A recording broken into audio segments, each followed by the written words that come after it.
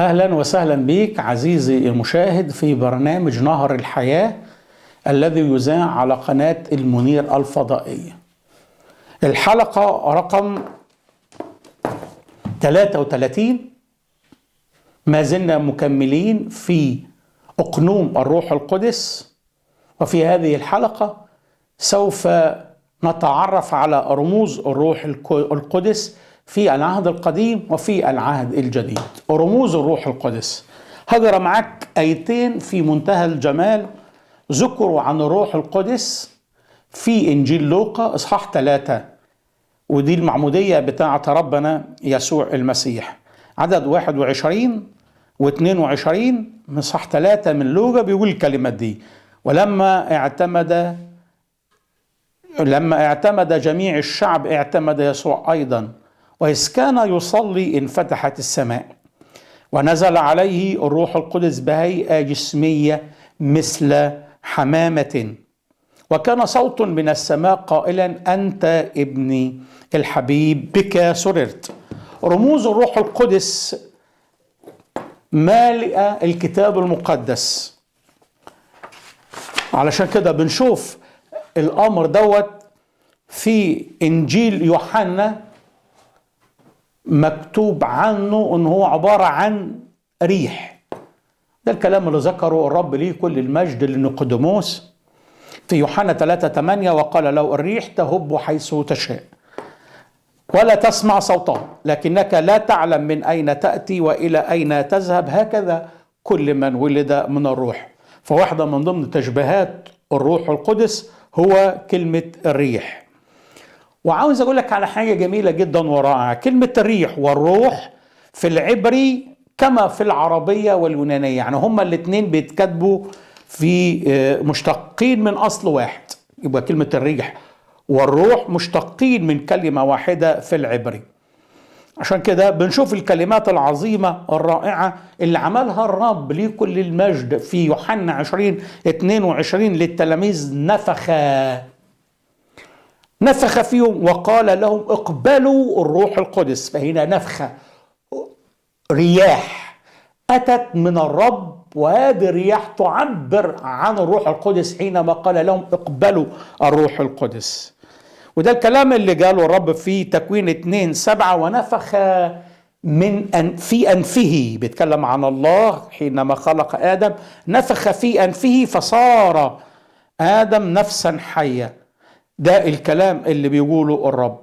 واحدة من ضمن الجمال والروعة عن الروح القدس بأنه جاء في ريح، وده اللي عمله الرب في أعمال 2 حينما جاء إليهم الروح القدس في يوم 50 وصار بغتة من السماء صوت كما من هبوب ريح عاصفة وملأ البيت حيث كان الجالسين.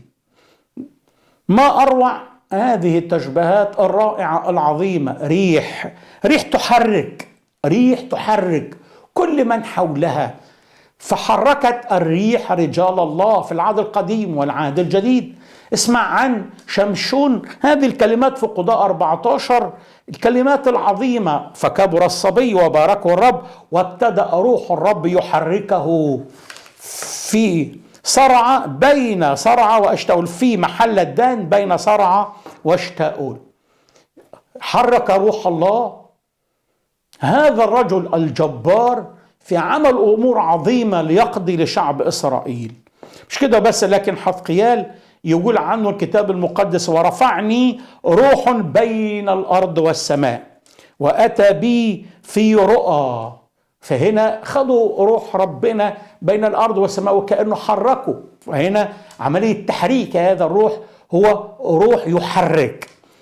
رياح كمان خلت واحد من ضمن الشمامسة وهو في لبس، يقول الكتاب المقدس في أعمال 8: لما صعد من الماء، اللي هو بيتكلم عن الخص الحبشي اللي كلمه وآمن ومشى في طريقه فرح، بيقول الكتاب المقدس: روح الرب خطف في لبس ووجد في أشدود. يبقى هنا خطف روح الرب في لبس، فلم يبصروا الخص الحبشي وصار في أشدود. يبقى روح الرب هنا حرك هذا الرجل العظيم وقال له: رافق هذه المركبة وبعد كده وبعد ما تم المأمورية بتاعته بنشوفه ان هذا الروح القدس استطاع ان يخطفه، فاصبح هنا بيحرك رجال الله. هنا كمان بنشوف حسقيال بيتنبأ على هؤلاء العظام اللي كانت يابسة. في حسقيال 28 بيقول الكلمات دي: فقال لي تنبأ للروح، وقال للروح هكذا قال السيد الرب: هلم يا روح من الرياح الأربع وهب على هؤلاء القتلى ليحيون. فتنبأت كما أمرني الروح، فدخل فيهم روح فيحيوا وقاموا على أقدامهم جيشا عظيما جدا. روح القدس هو الريح التي تحرك. واحدة من ضمن تشبيهات الروح القدس أيضا هو ماء. ده الكلام اللي قاله أشعياء في 44 عدد 3: إني أسكب ماء على العطشان وسيولا على اليابسة، أسكب روحي على نسلك وبركتي على ذريتك. فالماء، وده الكلام اللي قاله الرب ليه كل المجد: من يؤمن إن عطش أحد فليأتي إلي ويشرب، من آمن بي كما قال الكتاب تجري من بطني أنهار ماء حي. فالمية تروي عطش، والماء ضروري للحياة، والماء ضروري لكل كائن حي، فلا يستطيع أحد أن يستغني عن الماء. عزيزي المؤمن، أنت لا تستطيع أن تستغني عن مياه الروح القدس التي تجري في داخلك، لأن كل من يشرب من هذا الماء يعطش أيضا. أما الذي يشرب من الماء الذي أنا أعطيه يصير فيه ينبوع ماء، ينبع فيه حياة أبدية. ده الكلام اللي قاله الرب عن المية. رموز الروح القدس هي أول حاجة شفناها إنه هو عبارة عن ريح، لكن المياه نار. هذه النار جاءت في إنجيل متى صح 3 عدد 11 بيقول: هو سيعمدكم بالروح القدس ونار الذي يرفش في يديه وسينقي بيضره. فالمياه النار هنا تنقي. نعم، المياه تنقي. ظهرت ألسنة كأنها من نار واستقرت على كل واحد من التلاميذ، أعمال 2. النار يحرق كل زغل موجود في الشوائب ويصفي الذهب ويجعله ذهبا صافي، ذهبا نقيا. وده الكلام اللي قاله الرب في ملاخي 3:3: فيجلس ممحصا ومنقيا للفضة، فينقي بني لاوي ويصيغهم كالذهب والفضة ليكونوا مقربين للرب بتقدمة للبر. ما تصنعه النار مش بس يعني تنقي، لكن كمان النار بتخليك متوهج في الروح القدس، حار في الروح القدس، بيخليك ان انت تعمل امور الله وانت لست متراخيا. عشان كده بيقول الكتاب في رمية 12 عدد 11: غير متكاسلين في الروح حرين، غير متكاسلين في الاجتهاد، حرين في الروح عابدين الرب. اعمل عمل الرب مش بأيدي مرتخية، لكن اعمل عمل الرب وانت مليان حيوية وطاقة من هذه النار التي في داخلك، هي نار الروح القدس. لكن واحدة من ضمن الرموز أيضا هو الزيت والدهن. الزيت والدهن، وده الكلام اللي قاله بطرس عن الرب يسوع لكل المجد. يسوع الذي من الناصرة كيف مسحه الله بالروح القدس والقوة، الذي جال يصنع خيرا ويشفي جميع المتسلط عليهم إبليس، لأن الله كان معه. فالروح القدس هنا مسح ربنا يسوع المسيح. أما أنتم فلكم مسحة من القدوس وتعلمكم كل شيء. والمؤمن أيضا أخذ هذه المسحة من الروح القدس. إن في 3 عينات في العهد القديم كان يمسحوا من خلال هذا الزيت. أول واحد النبي، وتاني حاجة الملك، والثالث كان هو الكاهن زي هارون وأولاده، كانوا يمسحون لعمل أمر معين من قبل الله ويكرسوا بالتمام والكمال للرب. اسمع هذه الكلمات عن الرب الذي أخذ ال3 وظائف هذه في عبرانيين 1:9: أحببت البر أبغضت الاسم، لذلك أكثر من رفقاء لذلك مسحك الله بدهن الابتهاج أكثر من رفقائك. ده العمل الرب. فالروح القدس يلين، روح القدس يتصب على على المريض كما فعل السامري الصالح. الزيت والدهن أيضا للقوة والبركة والفيض الكثير. واحدة من ضمن أيضا رموز الروح القدس هو المطر والندى. المطر والندى، شوف الكلمات الحلوة الرائعة اللي بيقولها الكتاب المقدس: كما ينزل المطر والثلج من السماء ولا يرجعان إليه ويرويان الأرض ويجعلانها تلدا وتعطي زرعا للزارع وخبزا للآكل. طب هنا ايه علاقة الروح القدس؟ لما جاء روح القدس في الأمور العظيمة سكب هذا الروح القدس مياه على العطشان وسيولا على اليابسة.